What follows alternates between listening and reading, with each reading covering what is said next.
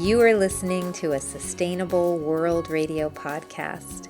Sustainable World Radio brings you in-depth interviews, news, and commentary about positive solutions to environmental challenges. Solutions that adhere to the permaculture ethics of earth care, people care, fair share. Are you interested in learning more about permaculture projects around the globe? How to plant a food forest? Restorative design or ethnobotany? Then stay tuned for Sustainable World Radio. I'm your host and producer, Jill Cloutier.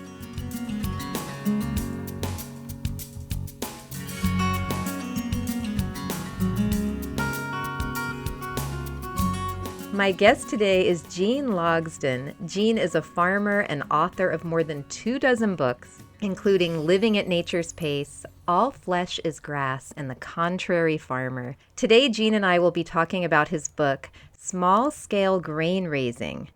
And this is the second edition of the book. And welcome so much to Sustainable World Radio, Gene Logsdon. Well, hello. It's such an honor to speak with you. I love your writing. You're such a great writer. God bless you. Wonderful. So inspiring. And I couldn't believe that a book about small-scale grain raising made me laugh. I was reading quotes to all my friends. Well, thank you, because, that's what I really try to do, is to say something not so much instructional, but funny that happens to be instructional also. One thing that I've noticed before I started reading your book was I was thinking about all the farms and gardens that I visited throughout the years, including my own, and I've never seen anyone growing grains. Why do you think that we haven't integrated grain growing into our home gardens and small local farms? Because I think historically and traditionally, gardeners, plant gardeners, flower gardeners, vegetable gardeners, they just never thought wheat, corn, oats, soybeans, stuff like that was growing out in great big fields. And, it was sort of like not in our traditional mind to think of grains. And sweet corn is a grain, and we grow that in the garden, but not very many people went on to think about having their own other kinds of grains. And another reason is because it was so easy for the flour business, Flour, and grinding, that was almost always done at a central location, either a water wheel or a horsepower or something. And so farmers got used to taking their grain to the mill and getting it done. And from there on, the mill just kind of turned that whole business into something that a small gardener wouldn't think to do. Gene, you have grown grain, and a lot of it sounds like. And would you say, how fresh homegrown tomatoes excel, or their flavor is so wonderful compared to store-bought? Would you say the same thing about grains and flour? Yes, it is true. Perhaps not to that much of a degree until you really develop a taste for grains. But yes, so much of the flour and the grain products that you would buy in a store are already pretty old. And we're just not used to thinking of a grain like corn or wheat or oats as aging. But as a matter of fact, they start losing taste the minute they're harvested. And you get to discern that after a while when you start growing them in your garden. And, of course, that's part of the whole explosion of interest, is that people say, man, that does taste pretty good, And the commercial flour that they use to make their baked goods and stuff is, I don't want to badmouth that either, but it's just not as tasty, because everything, the minute it is old, is starting to die, and so it starts to lose taste. Everything. That makes total sense. And how did you get started? I think you grew up in a farming family. How did you get started growing grain at home? I wanted my children to know just how this works. And I had my own place for once, and I wanted to make it a little farm, even though it was only 2 acres. And we had chickens, and I thought, well, why not try? See how it works out. And of course, I was always interested in old-timey things, so I've never cut wheat or oats with a scythe. I've never tried to thresh it out with by hand, beating the grain. So just purely for fun, we did it. Carol and I did it and planted a little patch. Oh, I don't suppose it was more than, maybe 150 feet long and 50 feet wide. Not much. And of course, it grew up there, and I cut it with a scythe, and I knew how to do it. I knew the whole process because I grew up back when there were still people who were threshing grain like the Amish do today, shock it in the field till it's dry, and then bring it into the barn and thresh it out in the threshing machine. And then later on the farm, of course, we used what we call combines, big harvesting machines pulled by tractors or self-propelled to do it. But I knew how to do it by the little. I'd been through all that myself, and so we planted it. It grew, and it was fine. It was just so much fun, and so I wrote about it in Rodale's magazine. In those days, nobody would have ever thought that there was going to be a blossoming of local food like it happened. We just kind of accidentally walked into that. The people of the 1960s, 70s, 80s. And Gene, tell us why you think now, and I think any time actually, but now is a good time for small-scale grain growing. Do you think it really contributes to food security to be growing our own grains? Oh, yes. It's what happens right now is sort of how can I say this and be diplomatic? Let me see. You don't have to, because I've read that. Oh, that's right. There's nobody listening. And there's no editing. And I've read, I think, didn't you write a book, The Contrary Farmer? Oh, yeah. And that you've referred to yourself, quote, as a contrary bastard. Which made me laugh. Some of my friends are nodding yes. So, go ahead. Well, there's this whole push now, fad diets. They're really not right. I can say that, and I'm not a dietitian, so I'm not really entitled to that. But wheat's not going to hurt you. My God, all the wheat that I've eaten in my lifetime, raw, right? We'd make gum out of it when we were kids. Take it out of the combine bin, and a handful of it, and chew it up, and it gets real gummy in your mouth. And the amount of that alone, if this theory that wheat's bad for you is true, I'd be dead by now. But also, there's a side to it that is true, like all things, in that some of the new varieties of wheat, and of course the genetically modified grains, you need to be wary of that. I don't know yet how that's all going to turn out. But anyway, it's so easy to do grain. It's part of our home security, food security. That's really easy to do because it's easy to store. Corn, you just husk it out of the ear when it's dry enough in the field, and put it in. You can put it in the freezer. Really, Carol does some. Or you can hang it up like you do clothes on a wash line, or put it in a slatted crib where it has plenty of air circulation. And all you have to do is keep the mice and the bugs out of it, and you're fine. It doesn't deteriorate like vegetables and fruits do unless you freeze them or can them. Flour too, right? It stores for quite a while. Yes, definitely. Then if you grind it into flour, all the more so. But one of the tricks of good taste is to keep it, especially corn. Now I'm thinking of, keep it on the ear as long as you can.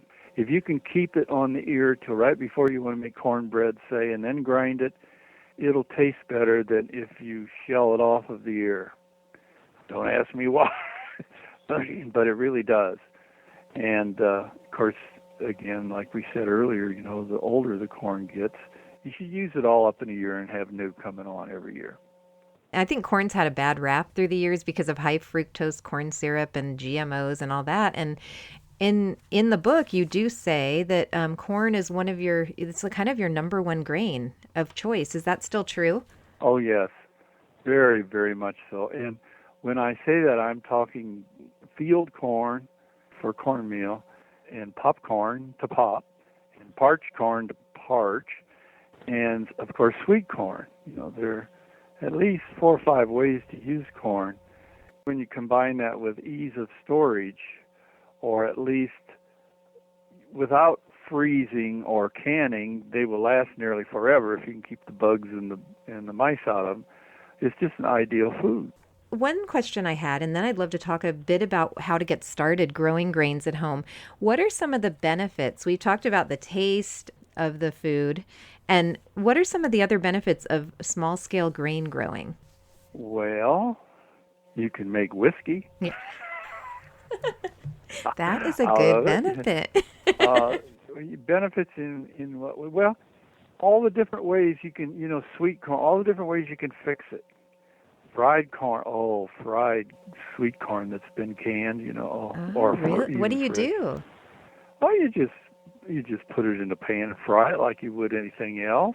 A little salt, and Carol likes to put strips of pepper in it and onions. Ooh. Oh my, does that taste good! And that's something people should know about this book. I have it here, and you have many recipes in the book on how to actually cook. Dozens and dozens of recipes on how to use the grains that you've grown, which are really fun. I can't wait to try some of them. Yeah, and there's thousands more that are not in there. Gene, if you could share with our listeners, where are you located and what kind of climate are you in? North Central Ohio, about zone 4 and 5, 60 miles south of Lake Erie, 60 miles north of Columbus, right in there. It's probably the best way to say it right now. The wildflowers are just starting to open up now. The snowdrops and the winter aconites, which come up right in the snow almost, are gone, and the morel mushrooms haven't started yet. There are no buds on the tree to speak of, except the red maples are starting to come out. So, people who garden can get a notion about where we're at just from that, I think. And getting back to the benefits, so from reading the book recently, one thing that I did notice is that you not only are going to have higher nutritional value from the grains and the flavor, but also, and the alcohol, the whiskey, but also it will save you money. And it sounds like you feed a lot of the grain or grain byproducts to your livestock. Well, yes, I did. See, now I've gotten old, unfortunately, and so we have chickens left, and we've raised corn for them until the deer. I don't know what I'm going to do this year because the deer are so bad, but all these years we've fed chickens and a hog or two every year, and cows and sheep especially. We were mostly into sheep. So mostly they graze. On a farm basis, it's just, I'd say what grains do is give you variety in what you got out there. Your rotations of crops and grass, they sort of supplement each other. And the clover puts nitrogen in the soil, and you plow the clover under, and the nitrogen and the green manure of the clover makes the corn grow. Then the corn grow. That if you cultivate the corn well, then you can go back into the small grains like wheat, oats, and won't be bothered by weeds so much the first year. We're trying to do everything more or less organically. We're pretty organic. It's the rotation of crops, even in your garden. You move your corn patch and your wheat patch around with the vegetables. It all helps bring variety into the garden, and that, I think, more than anything, helps control weeds and bugs.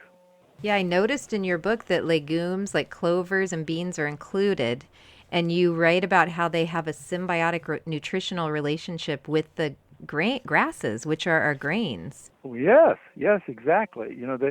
They get rhizomes of on a clover. If you pull a clover plant up, it's been grown properly, there'll be little bumps on the roots, little tiny bumps, and that's almost pure nitrogen. If you open them up with your fingernail, like it'll be reddish in there. But that's almost pure nitrogen that the clovers draw in from the air, free, you know.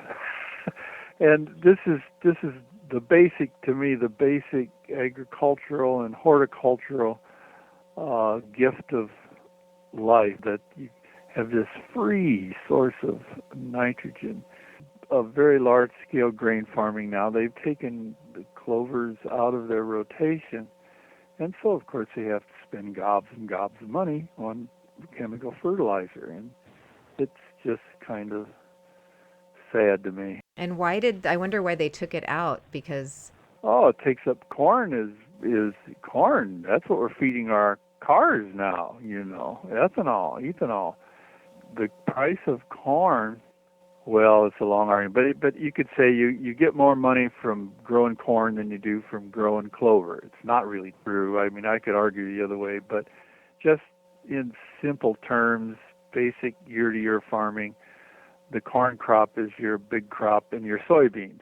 Soybeans may be even more.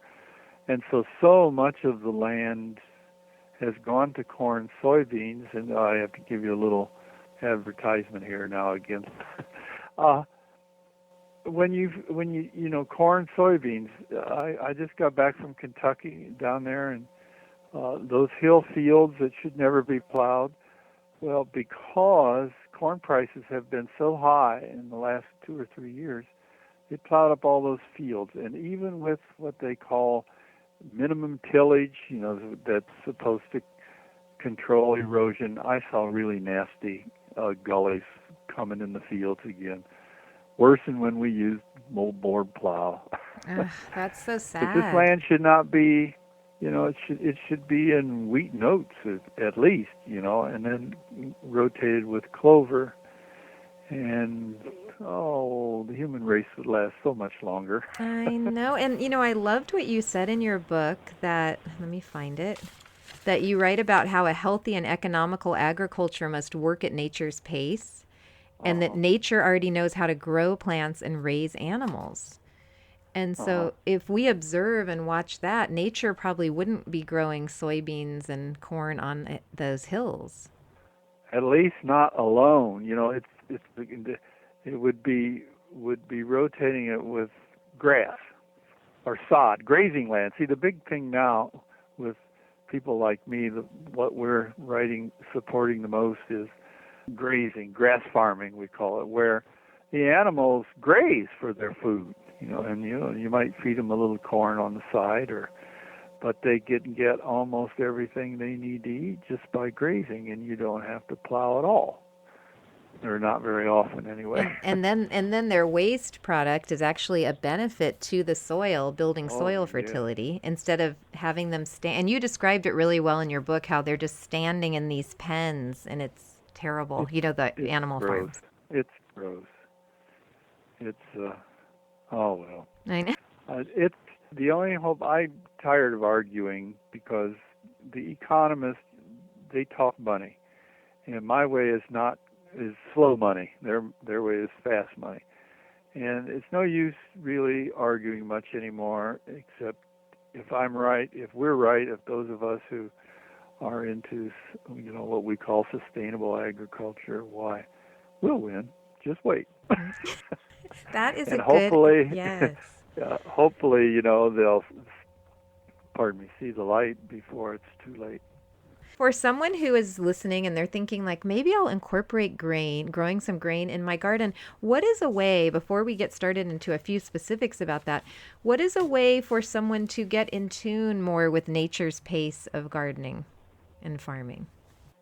Oh, nothing. Just pretend you're going to work up a piece of land there in your backyard, and just pretend you're going to plant grass there. You're going to plant lawn there, and instead of sprinkling grass seed on, sprinkle on wheat seed or oat seed. Now corn, you have to go back to thinking like you're planting peas, maybe.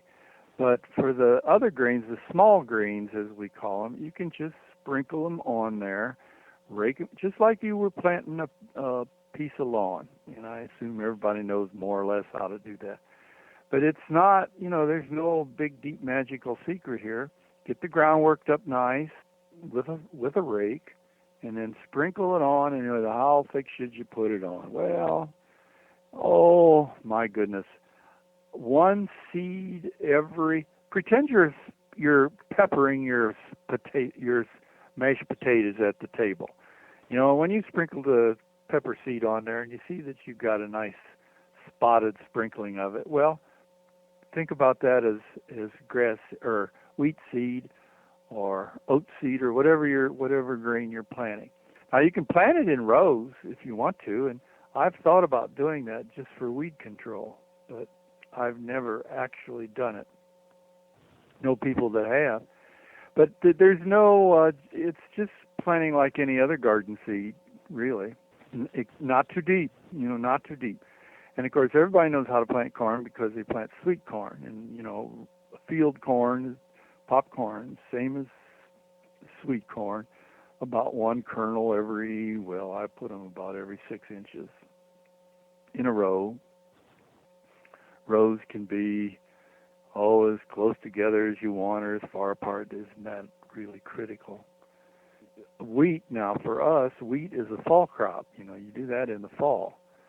And the other ones are all spring-grown crops. But, there's barley and rye. Rye is the easiest. You just, they sow that in cornfields, commercial cornfields. They fly it on with airplanes. It sprinkles down there and hits the ground and in the spring or in the fall and grows. It really, you think of grains, and you said it earlier really well, it's just another grass. That's what it is. And you just have to think about it that way.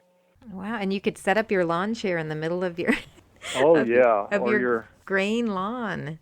Yeah, you could. Actually, you could. In Kansas, with the wheat crop, they plant it in the fall, and if it gets up like it might be a warm fall and growing too fast, maybe they'll turn cattle in on it and graze it in the fall. And then if you don't let them eat it down too much, it'll just come on and make a crop then in the next summer, the next spring. And how big of a space do you need? And you may have said this earlier, but say you want to grow enough wheat or corn or millet or rye, some of the other grains in your book. How much space would you need to make enough flour to last a year? I don't have the book in front of me, and I have to do it in my head again, but It takes about a pound of grain to make a loaf of bread.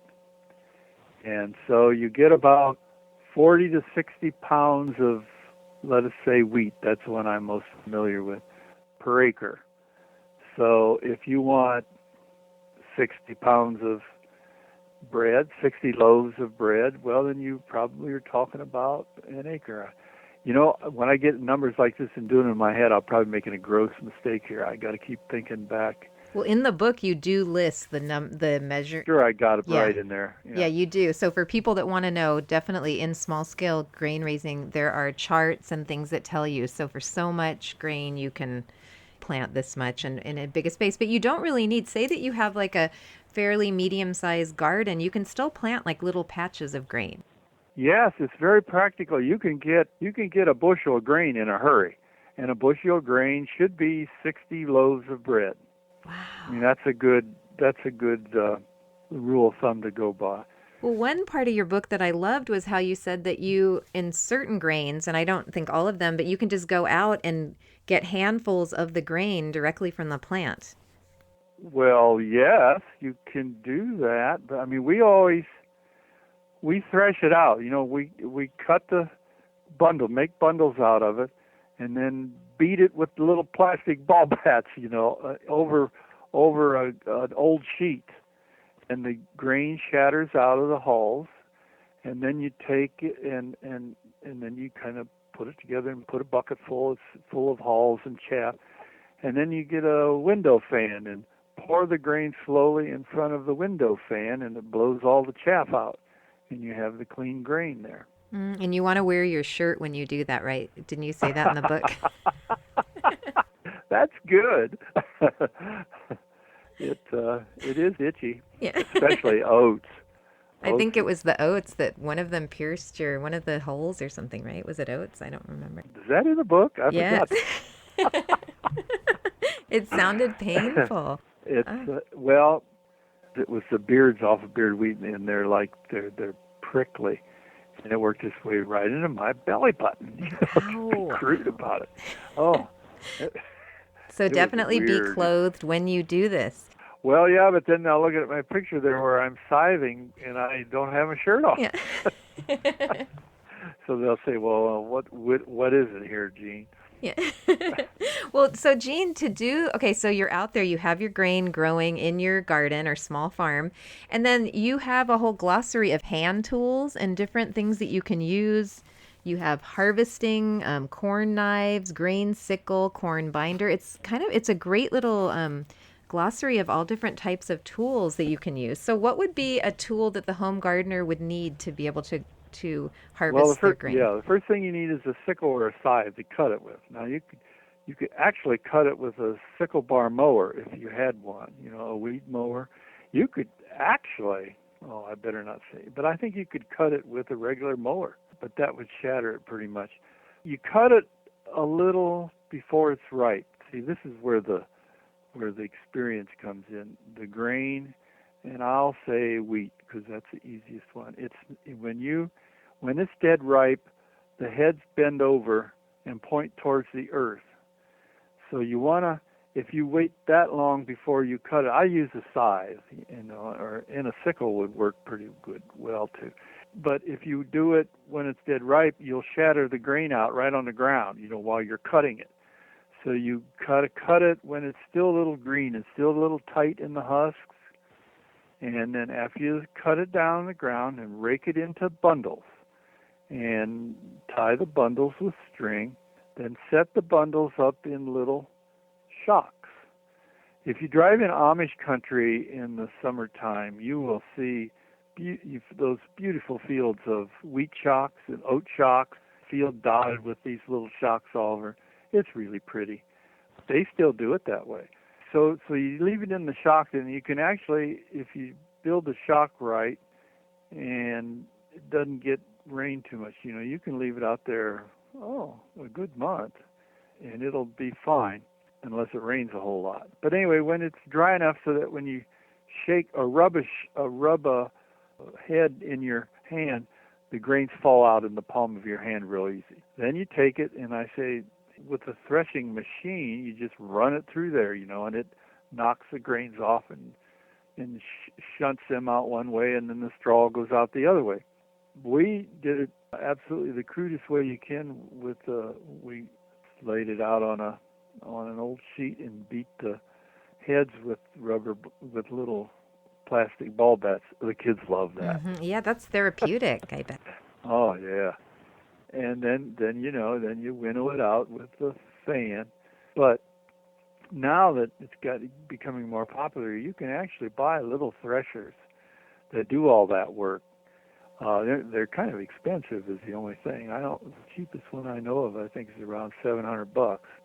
And something I should say before I forget it, it's not only you get the grain, of course, for food, but there's so many people have backyard chickens now, a few animals or something, and you have that straw there to use for bedding, and it's just the nicest, bestest bedding there is, straw, wheat straw or oat straw.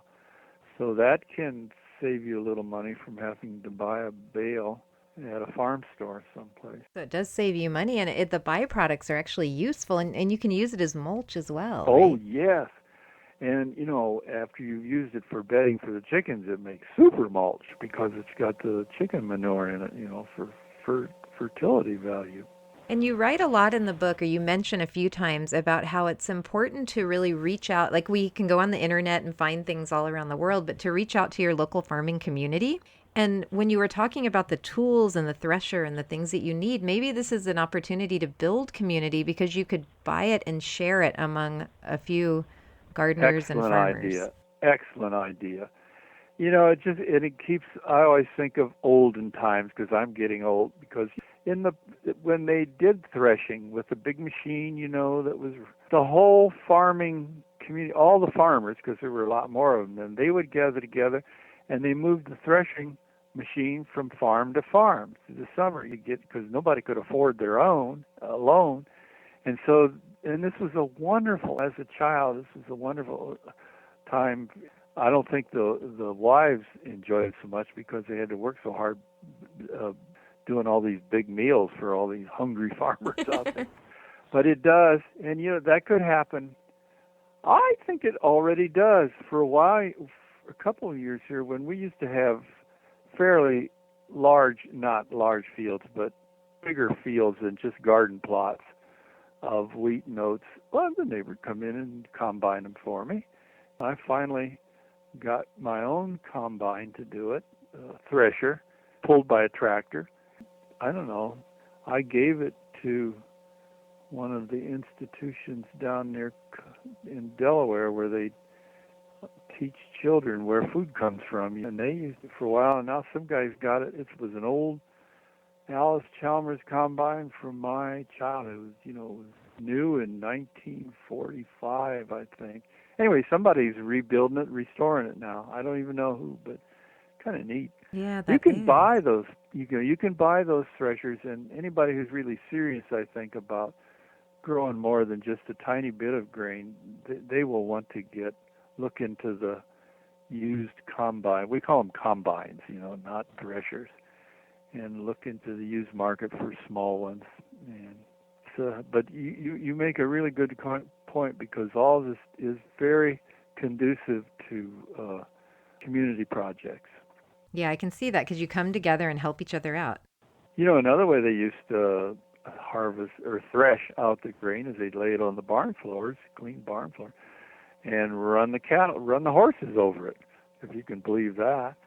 And I know guys that, since then have run over it with their lawnmower wheels, and that will like, I don't know what the right word is, thresh out the grain. And then you got to pick up the straw and sweep up the wheat and take it in, and you should wash it before you bring. It's usually pretty clean, but you can wash it real easy, real fast, and then spread it out about 2 inches thick and let it dry. You want to make sure it's dry, right? Oh yeah, unless you're going to go for sprouts, that's another thing you can do. And some of the other grains that you write about sorghum in the book, which was really interesting, because I've heard of sorghum, but I haven't even, I never see it anywhere. The sorghum syrup is that a grain that is a good one to grow, or is that a little bit obscure, would you say? It's just as easy to grow as corn. It grows taller. Just think corn when you plant it, but of course it doesn't make an ear, it makes a head, pretty big head in fact. Around here, the only people that grow it anymore, I used to, we did everything for a while when we were young, but the Amish still grow it. The problem with sorghum is that it's hard you have to go and find a sorghum press that squeezes the sap out of the seeds. You can't, there's no crude way to do this at home that I know of. And is that like a sugar cane press? Would it be similar? Yes, it's exactly the same as sugar cane, only it's not as good as sugar cane for making sugar syrup. Sorghum sap has its own distinct taste. I love it, but you have to find somebody in your area. There again, working together, who has a sorghum press. They're spotted around. I say we rely on the Amish for so many things like that. It's almost shameful. We're too lazy to do our own, I guess. I don't know, but well, they've kept their tradition alive, and so we can learn from that. Yes, it really is a marvelous tradition. We have good friends now who are Amish, very close friends, and we're very good friends. We were over to see them. They were having a big conference, all the Amish farmers and Mennonites, and some, they call us English, and some English. It was a big conference over in Mount Hope, Ohio. I've never seen so many happy farmers. I mean, that was what struck me.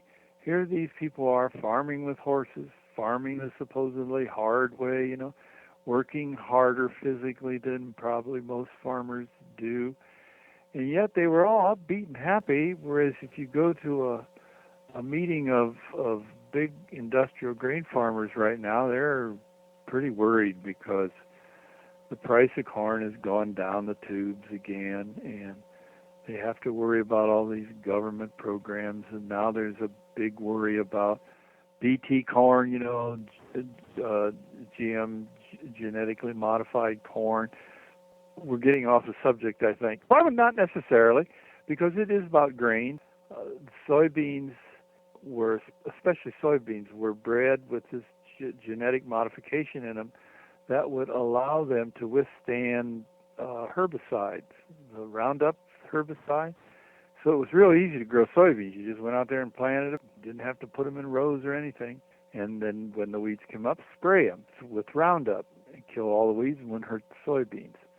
Well, you can guess what's happening. You know, the weeds are getting immune to the glyphosate, as they call it. And so it's a real problem of finding new herbicides that won't, and new genetically modified grains and soybeans that won't, so they can continue to farm the way they are instead of getting wise and going back to farming the way the Amish do. My prejudice, you know. No, it's true. It's kind of like you go down that route, and then I can see how it gets very complicated. Really shouldn't say like the Amish either, because one of my best friends is a dairy farmer. He's far from Amish, and he's all organic. He made it work and done quite well, actually. Well, this has been so wonderful to talk. And one thing before we go, I just wanted to mention another grain that's in your book, buckwheat. Yes. And you write about how people ate buckwheat a lot, and you mention how you think that the farmers that were eating buckwheat every morning really knew something, because it does, I think it gives us all of the amino acids that we need. Can you tell us a bit about buckwheat? Well, I can't tell you diet-wise. I'm not, an expert on all that stuff. I just know that buckwheat cakes, in the morning with maple syrup are mighty good. They're so good. But growing it's the advantage of buckwheat. The good thing about buckwheat, it can be grown second. You can plant it in July and get a crop. So it's possible to grow your wheat or your oats and harvest that earlier, and then plant it to buckwheat. And it is also very good it grows pretty thick, shades out weeds better than hardly any other grain, and very good for green manure too, just to plow under. Its drawback is that it doesn't ripen on the head all at once. It ripens the head, the flower, it's not cone shaped, but it's longer, and it's sort of more like, what shall I say, sort of like a soybean, but not. It's just that the seeds, the flowers grow up a stem. And then when they fade and the grain starts coming on, the ones at the bottom will start maturing before the ones at the top. So that if you wait for the top ones to be mature enough, the bottom ones will start shattering off. And if you do the bottom ones, then you have a lot of green heads in your... It's just something else you can grow late in the year. And, you really is not easy to find stuff that you can grow later in the year. I know it seemed like every grain had benefits and then a couple drawbacks, but benefits. Like rye, Yes. I think, is good in colder weather. Yes, that's right. For those of you listening who are in colder climates. For the beginning gardener or farmer who's growing grain, what would you say is the most resilient crop that they would enjoy more success with than some of the others? Corn. There's a reason why we call it the corn belt. Corn that's why they're growing too much of it. It's so abundant. This corn I've been growing, I started out 40 years ago, and it's an open pollinated corn. And we think it tastes better, and we know the deer think it tastes better than the hybrid corn. And I was finally I was getting ears that were 14 inches long, Wow. with 22 rows of kernels. And it's just awesome. Wow, that's amazing. Of course, it makes it fun. When we always made a day of going out and harvesting. We only had about an acre, maybe two at the most. So we just have a family day in the field where everybody went out and husked it by hand. And that in itself was delightful, by out there joking and carrying on. And then you'd get a pickup bed truckload. You got sweet corn, popcorn, and you can take your popcorn, the white especially, dry it and parch it. We love parched corn as much as we do popcorn. What is parched corn? I don't know. Well, you just take it dried, it's sweet corn. I think I know you could use yellow sweet corn. You might be able to use field corn. I just never have tried, but you dry it. And you have it hanging in a sack in the basement someplace where bugs can't or the mice can't get it. And then instead of having popcorn some evening, you get a skillet out there and put a little butter in the bottom of it, or a little lard, or a little vegetable oil, whatever you use. Just a little, like you were going to braise something. And then we use a popper, a regular popper. And you put in about an inch, not much more than an inch worth. And then you heat it. You're heating it then. Put it on hot, the burner on hot. And then you shuffle it. You want to shuffle your pan or whatever you're using so that it doesn't burn. In a very short time, the heat will it'll just like pop or just swell up. It won't pop like popcorn, but it'll get big. It'll swell in size. And there's nothing to it. It'll just blossom up, like poof up, and be crunchy.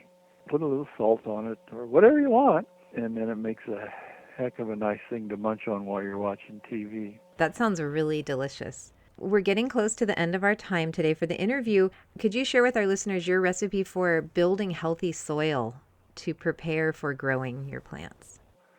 Yes, that's really pretty simple. It will depend on what you start out with. But what we started out with, and I think most people would, I'm saying that hesitantly, but we started out with worn-out farm soil. This was land that had been in corn, soybeans for quite a few years. So it lacked organic matter. And it was also probably had plenty of leftover phosphorus and potash from being fertilized commercially all those years. But anyway, you start out with a soil like that. In other words, I'm saying not a virgin soil. If you start out with soil in the woods, it's going to be a different story.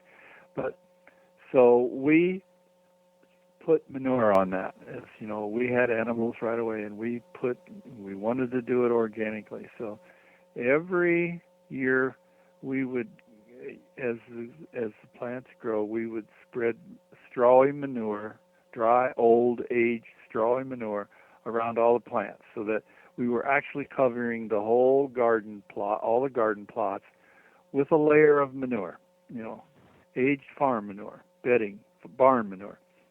And then when we didn't have that we mulched our ground with other stuff. And we added lime, according to soil test. If it said that you want a soil that has a pH right around 6, for most grains. And I think probably the most important thing of all, we drained it. If your land's on a hillside or on a slope where the water drains off nicely, you don't need to do this. But if it lays fairly flat and it's a heavy clay like ours was, we tiled it. That means running tile underneath the ground about 2 feet down, wherever the wetter spots were, and it has to go to an outlet, down to a creek or something. And having, in our kind of soil here, I don't think you have to worry about this in California. I'm pretty sure you're having a drought. We need you to send the water over here. Yeah. In our heavy soil, tiling, it isn't absolutely necessary except where there's a real wet hole, but it makes, especially grains don't like wet. And it makes for getting into your garden earlier in the spring, and you can stay out there later in the fall, and it just makes stuff grow better if it doesn't have wet feet, especially grains.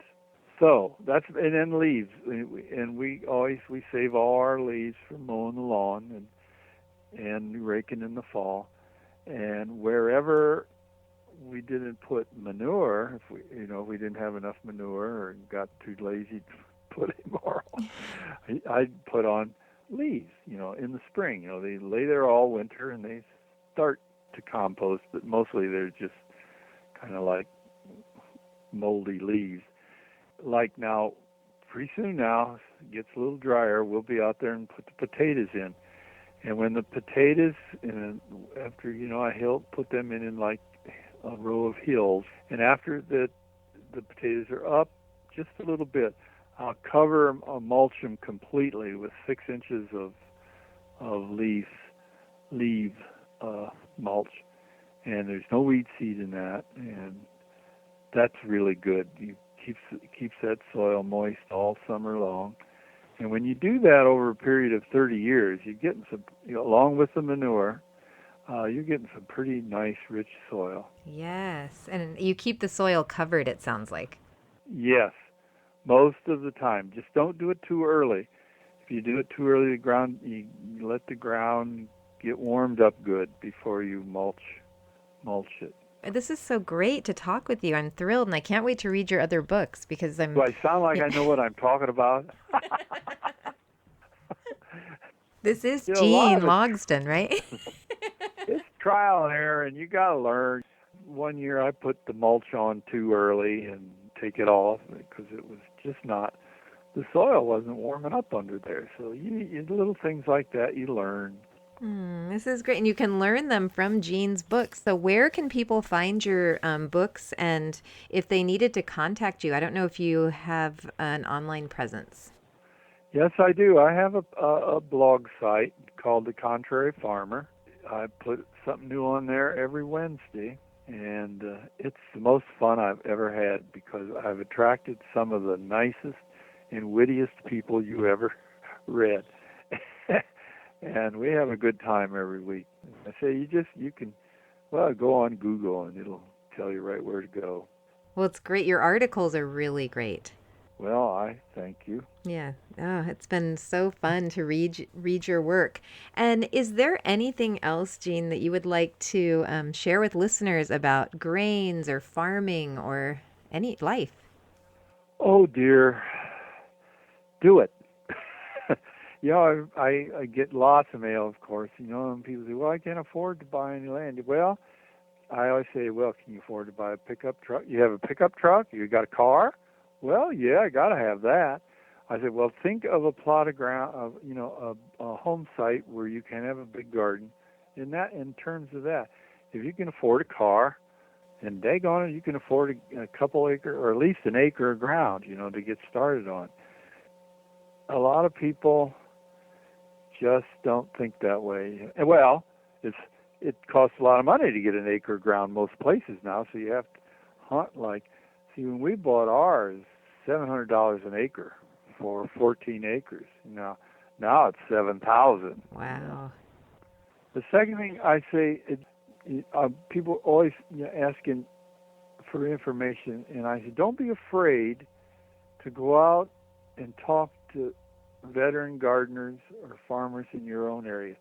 You might run into a grouchy one once in a while, but mostly they'll be delighted to tell you what to do, or tell you what they do, and to help you get started. So many people are shy, and I am that way myself, or used to be anyway. They're shy about going out into the country right around them and talking to those people.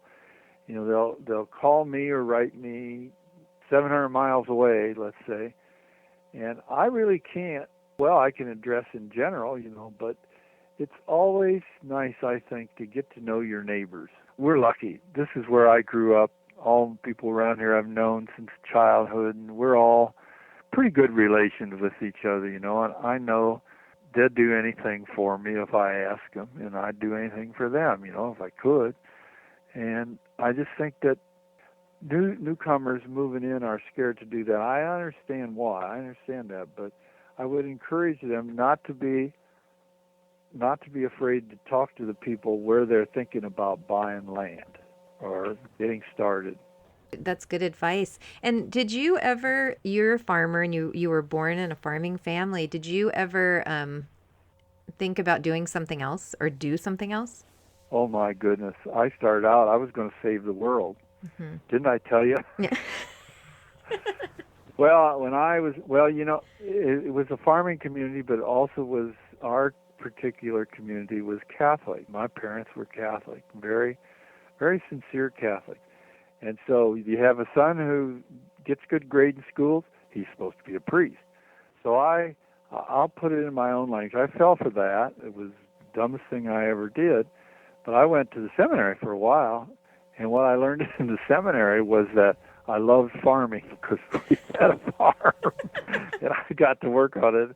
And man, it was a great excuse to get out of going to chapel, you know. That's not a good sign if you're training to be a priest and you want to get out of chapel. Well, it finally dawned on me I did not belong there. But I had fun while I was there. We had a heck of a baseball team. But all the things I liked about the seminary had nothing to do with religion. So I did that, and then I came home, and I was going to be a big-time farmer, big shot farmer, going to own half the county. I was really ambitious. And Dad and I started a big dairy, 100 cows at that time, which was really big at that time. And we didn't go broke, but we came close. Anyway, that didn't work out too well. So then I went back to school and, studied to get advanced degrees and get smart and all that. And that's when I started writing because we had 2 little kids and we're starving to death. Practically, I didn't have any money. Having been in the seminary all that time and then working on the farm for next to nothing all that time. But anyway, you don't want to hear all this. Oh, no, it's great. Yeah, tell us. And so I started writing and to farm magazines, writing humor. And they would bought every one of them. It was just like manna from heaven, so that's how I got hired then at Farm Journal finally, and stayed there until we had saved enough money to go on our own place back here closer to home. That's great. And in your book too and articles, it does seem like doing what you love is really important. I read some advice that you gave to someone about something about like, why try and make millions of dollars? Just go home and fry yourself a good sandwich. I've told that to so many people and they're like, he's right. I wish I were right. I wish people would do it.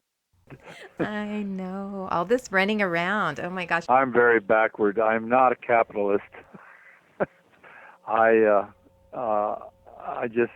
never did make a whole, writing, unless you're really, really good or really, really lucky, there's not a whole lot of money in it.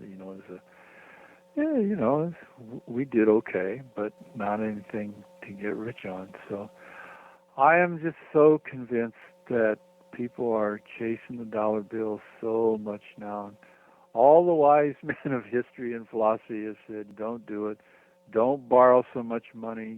Don't work yourself to death at something you don't want. Go do what you want to do and be content with, a middle class income's plenty if you're doing what you want to do. And so I preach that. I got 30 books out there, and they're all preaching this. And I'm doing another one now that's actually really about that. And I know when I write it, it kind of bothers me because I know I sound naive. All young people think of today is, you got to go to school and you got to make $100,000 by your 3rd year out of school, and they think money all the time. I don't think they are asking, what do I really want out of life? And I look at myself. I was really talked into. They appealed to my ego to go be a priest because, in our community that meant like go be a banker or something. And I did that, and not for any of the right reasons. And I realized that was the wrong place for me. And then we worked at Farm Journal magazine in Philadelphia for a while, and I could have made a lot of money doing that too if I wanted to keep on in that direction. But I was lucky enough to have a wonderful wife, and we just were happy enough on a small amount of money, smaller anyway, not forever beating ourselves to death to make more money. In time, you had time to, it sounded like, at least from reading your book, you just mentioned how time is our most important possession. Yes. Oh, is it ever? well, now, so here I am, 83 years old, and boy, did it go fast. And what if I had spent that really trying to climb up the ladder of economic success? I'd probably be sitting here with a lot of money. Probably would be worrying about whether I was going to lose it all in the stock market. So it's crazy. I just know so many people that want to do what I do and think they can never afford to. And if you think that way, then you never will afford to. And if you can find the right person to live with, the right mate in your life, the right spouse, you don't have to have a whole lot of money. You can do just fine and be very happy and in the slow lane. Mm-hmm. Well, I really did that. So I'm not being a hypocrite to urge it on to others, but I know a lot of people think that I'm pretty naive. I'm writing an article right now about how we could have a much better agriculture if it were all horse farming. Now, how much more naive can you get than that? Well, what's interesting though is, your books that you've been writing now that you wrote decades ago are now like the whole all flesh is grass and the pasture farming. That is like the new thing. Yeah. It makes me feel good. And those of us who work together, there's a whole bunch of us that did. We now have seen our work really blossom into this whole local food movement. This is just what we prayed for and hoped for, all our lives, and it's happening. It's almost unbelievable. Yes, it's great. And thanks to you and people that have been educating about this, that I think it's reaching a point where more and more people are aware of this. I think so too. I don't know. I want it to happen so bad that I'm always afraid that I'm letting my wishes override common sense. But I really do think that this is happening now, and I sure hope so, because it could mean a lot of wonderful things. Mm-hmm, definitely. Well, thank you so much, Gene Logsdon. This has been such Jill, a pleasure. You're surely welcome. You're a pleasure to talk to. Oh, well, it's been great. What are you going to do right now? Right now, I got to go out and feed the chickens. Okay, we'll have a wonderful They're weekend. waiting on me, believe me. They're like, quit talking about the grain. Give us some grain. Yep. Oh, well, thank you so much. Well, thank you. You've been listening to a Sustainable World Radio podcast. You can find us online at sustainableworldradio.com and also on iTunes. For more information about permaculture and ecology, visit the Sustainable World Media YouTube channel, where you'll find videos about permaculture, aquaponics, organic gardening, rainwater harvesting, and much, much more. Sustainable World Radio is a listener-supported program. If you like what we do, please consider making a donation to the show. I'm your host and producer, Jill Cloutier, and thank you so much for listening.